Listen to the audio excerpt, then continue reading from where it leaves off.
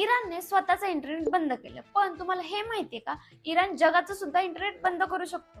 कसं ते सांगते. आधी फॉलो करा आणि व्हिडिओ शेवटपर्यंत बघा. समुद्राच्या तळाशी एक इनव्हिजिबल नेटवर्क आहे, fibre optic cables.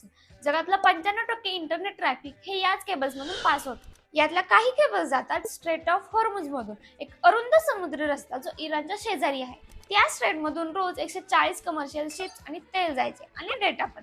Meta, Google, Amazon यांनी गल्फमध्ये बिलियन्स घातले आहेत डेटा सेंटरसाठी. आणि या सगळ्या केबल्स याच हॉर्मुझ मधून जातात. आता इराण म्हणतंय स्ट्रेट बंद करू, जहाज जाळू, म्हणजे तेल नाही, इंटरनेट पण नाही, इंस्टाग्राम, युट्यूब, व्हॉट्सअप पण नाही.